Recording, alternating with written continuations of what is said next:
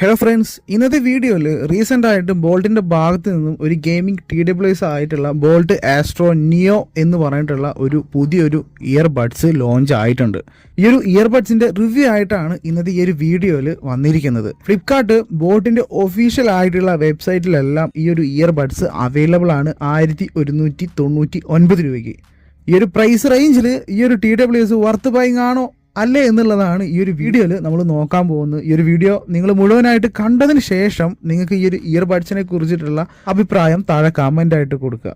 ഈ ഒരു ഇയർബഡ്സിന്റെ കേസിനെ കുറിച്ച് പറയുകയാണെങ്കിൽ സാധാരണ ഡിസൈനിൽ വെറൈറ്റി ആയിട്ടുള്ള ഒരു ഡിസൈനാണ് കൊണ്ടുവന്നിരിക്കുന്നത്. വളരെ മോഡേൺ ആയിട്ടും ഫ്യൂച്ചറിസ്റ്റിക് ആയിട്ടുള്ള ഒരു ഡിസൈനാണ് ഈ ഒരു TWSൽ കൊടുത്തിട്ടുള്ളത്. ഇതിന്റെ പുറത്തായിട്ട് ഒരു പാറ്റേൺ കൊടുത്തിട്ടുണ്ട്.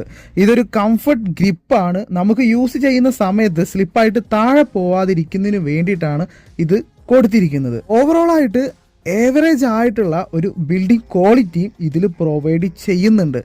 ക്യാപ്പ് തുറക്കുന്ന സമയത്ത് ഒരു സ്ട്രാപ്പ് പോലെ ഒരു LED ലൈറ്റിംഗ് അറേഞ്ച്മെന്റും ഇതിൽ കൊടുത്തിട്ടുണ്ട്. ബ്രീത്തിങ് LEDയിലാണ് ഇത് കൊടുത്തിരിക്കുന്നത്. കേസിന്റെ പിന്നിലായിട്ട് ടൈപ്പ് സിയുടെ ഒരു ചാർജിങ് പോർട്ടും കൊടുത്തിട്ടുണ്ട്. 10 മിനിറ്റ് ചാർജ് ചെയ്ത് കഴിഞ്ഞാൽ നമുക്ക് 100 മിനിറ്റ് വരെ പ്ലേ ടൈം ഈ ഒരു ഇയർബഡ്സ് പ്രൊവൈഡ് ചെയ്യുന്നുണ്ട്. ടോട്ടലായിട്ട് 70 അവർ വരെ പ്ലേ ടൈം ഇതിൽ കിട്ടുന്നുണ്ട്. ഇയർബഡ്സിലേക്ക് വരുന്ന സമയത്ത് കേസിലെ പോലെ തന്നെ LED ലൈറ്റിംഗ് അറേഞ്ച്മെന്റും കാര്യങ്ങളൊക്കെ ഈ ഒരു TWSലും ഇവർ കൊടുത്തിട്ടുണ്ട്. ടച്ച് കൺട്രോൾ സൈഡിലായിട്ട് അത്യാവശ്യം നല്ല ഒരു ബിൽഡിംഗ് ക്വാളിറ്റിയും ഇവർ പ്രൊവൈഡ് ചെയ്യുന്നുണ്ട്. സ്റ്റംപ് ഡിസൈനോട് കൂടിയിട്ടാണ് ഈ ഒരു ഇയർബഡ്സ് വരുന്നത്. ചെവിയിൽ വെക്കുന്ന സമയത്ത് നല്ലപോലെ ഒരു കംഫർട്ടായിട്ടും ഫിറ്റായിട്ടും നമുക്ക് ഫീൽ ചെയ്യുന്നുണ്ട്. ടെസ്റ്റ് ആയിട്ടുള്ള ബ്ലൂടൂത്ത് വേർഷൻ 5.4ലാണ് ഈ ഒരു ഇയർബഡ്സ് വരുന്നത്. 40 ms അൾട്രാ ലോ ലേറ്റൻസിയും ഗെയിമിങ്ങിന് വേണ്ടിയിട്ട് ഈ ഒരു TWSൽ കൊടുത്തിട്ടുണ്ട്. അതുകൊണ്ട് തന്നെ ഗെയിമിംഗ് കളിക്കുന്നവർക്ക് നല്ല രീതിയിലുള്ള ഒരു ഗെയിമിംഗ് എക്സ്പീരിയൻസും ഈ ഒരു ഇയർബഡ്സ് പ്രൊവൈഡ് ചെയ്യുന്നുണ്ട്.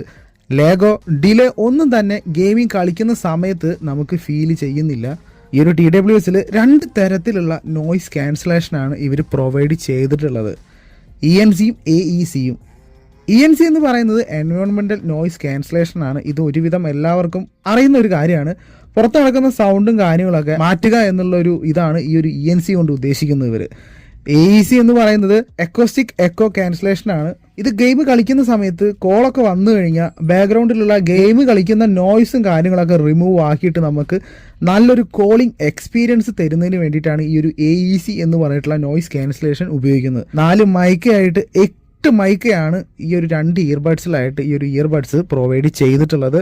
അതുകൊണ്ട് തന്നെ നല്ലൊരു ഗെയിമിംഗ് എക്സ്പീരിയൻസും സൗണ്ട് ക്വാളിറ്റിയൊക്കെ ഈ ഒരു ഇയർബഡ്സിൽ പ്രൊവൈഡ് ചെയ്യുന്നുണ്ട്. IPX5 വാട്ടർ റെസിസ്റ്റൻസ് ആണ് ഇതിൽ കൊടുത്തിട്ടുള്ളത്. 30 mm ഡ്രൈവും ഇതിൽ കൊടുത്തിട്ടുണ്ട്.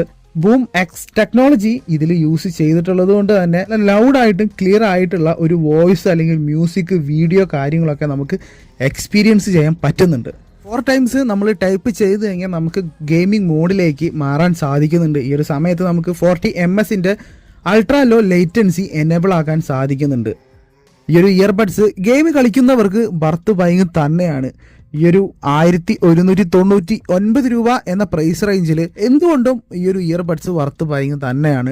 10 മിനിറ്റ് ചാർജ് ചെയ്ത് കഴിഞ്ഞാൽ നമുക്ക് 100 മിനിറ്റ് വരെ പ്ലേ ടൈമും 70 മണിക്കൂറിൻ്റെ പ്ലേ ടൈമും ലേറ്റസ്റ്റ് ആയിട്ടുള്ള ബ്ലൂടൂത്ത് വേർഷൻ 5.4ഉം 40 ms ലോ ലേറ്റൻസിയും ENC AEC നോയ്സ് ക്യാൻസലേഷനും ഇതിൽ കൊടുത്തിട്ടുണ്ട്. ഒരു ഗെയിമിംഗ് ഇയർബഡ്സ് നോക്കുന്നവർക്ക് പിന്നെ എന്ത് വേണം ഈ ഒരു പ്രൈസ് റേഞ്ചിൽ? ഇന്നത്തെ ഈ ഒരു ഇയർബഡ്സിനെ കുറിച്ചിട്ടുള്ള നിങ്ങളുടെ അഭിപ്രായം താഴെ കമൻ്റ് ആയിട്ട് കൊടുക്കുക. നമുക്ക് അടുത്ത വീഡിയോയിലൂടെ വീണ്ടും കാണാം. ബൈ.